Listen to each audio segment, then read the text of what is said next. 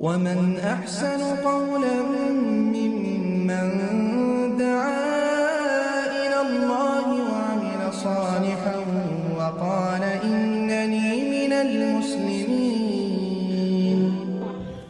বিয়ের ক্ষেত্রে ছেলের চাকরি একান্তই জরুরি কিনা? বিবাহের ক্ষেত্রে ছেলের চাকরি একান্ত নয়, কোনোভাবেই জরুরি না। ছেলের যদি কোনোভাবে যেটা দিয়ে স্ত্রী পরিচালনা করতে পারে, স্ত্রী চালাতে পারে, বাবার সামর্থ্য থাকলে, টাকা পয়সা থাকলে সেটা দিয়ে, অথবা নিজে কোনো ব্যবসা করে, অথবা নিজে কোনো একটা কাজ করবে, ডেইলি বেসিস কাজ করে, চাকরি নেই, ডেইলি বেসিস কাজ করবে, অথবা ঘরে বসে তারা বিভিন্ন রকমের ইয়াতে কাজ করে, যেগুলো এখন করে থাকে অনেকেই। এই জাতীয় কাজগুলো করেও যদি কেউ স্ত্রী চালাতে পারে, শরীয়ত বলে যে তার জন্য বিয়ে করা ফরজ হয়ে গেছে। রাসূলুল্লাহ সাল্লাল্লাহু আলাইহি ওয়াসাল্লাম বলেছেন, ইয়া মাশার শাবাব মান ইসতাতা মিনকুমুল বাআতা ফালিতাজাওয়াজ।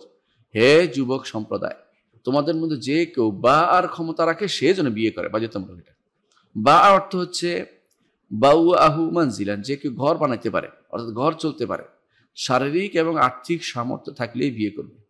সেই সামর্থ্যের কোনো সীমা নির্ধারণ করে দেওয়া হয়নি, বরং প্রত্যেকে তার অবস্থা অনুসারে সে বিয়ে করবে।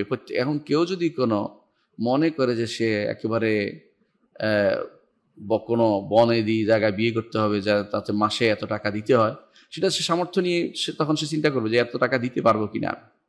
সাধারণত কাবিন নামায় মাসে একটা টাকা দেওয়ার কথা বলা হয় স্ত্রীকে, হাত খরচের টাকা। সেটা দিলেই কিন্তু সেটা দেওয়ার ক্ষমতা থাকে, এবং খাবার এবং পানীয়,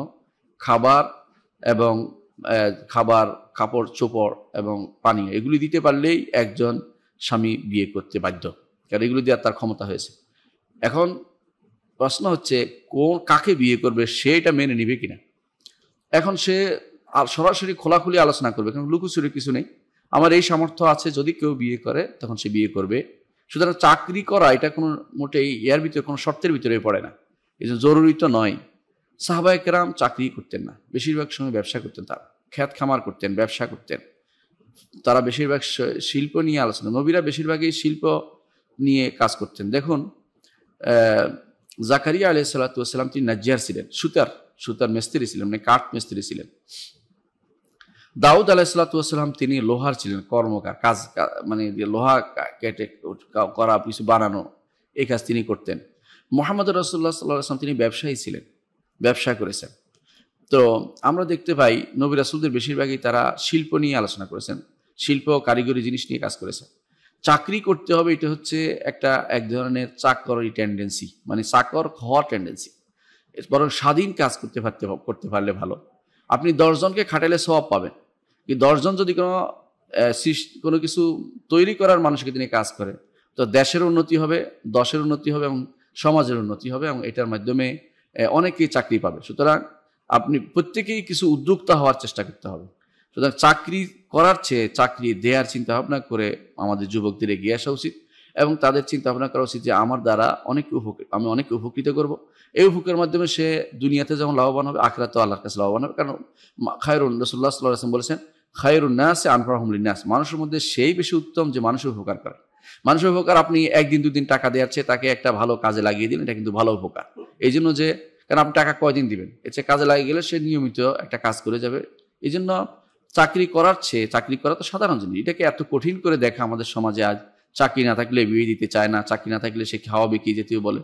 কোনো ব্যক্তি যদি তার স্ত্রীকে রাজি করাতে পারে কারো মাধ্যমে, বা জানিয়ে পারে পরিবারের তাদের অভিভাবকের মাধ্যমে, মেয়ের অভিভাবকের মাধ্যমে, যে আমি এই দিতে পারো, বিয়ে করলে বিয়ে হবে, কোনো সমস্যা নেই।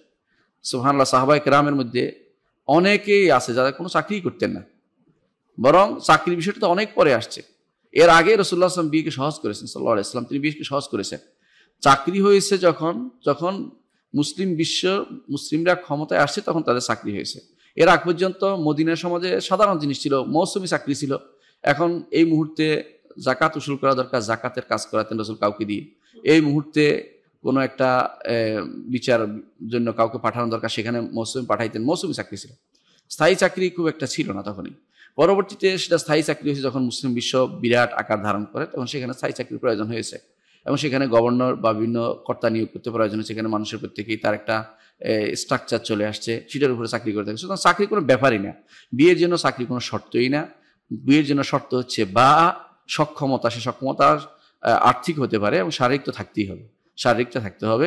শারীরিক যদি কোনো স্ত্রী মেনে নেয় পরবর্তীতে যে শারীরিক অবস্থায় সে থাকবে, তাহলে কিন্তু তার জন্য সেটা থাকাও জায়েজ আছে। যদি কারো শারীরিক অক্ষমতার কারণেও কেউ স্ত্রী হিসেবে থাকতে চায়, চলে সে থাকতে পারে। আর যদি চলে যেতে চায়, তার জন্য শরীয়ত উন্মুক্ত পথ রেখেছে, অর্থাৎ সে ইচ্ছা করলে তালাক নিতে পারে, কারণ শরীয়তে এভাবে বিস্তারিত আলোচনা রয়েছে, আলহামদুলিল্লাহ আপনারা জানেন।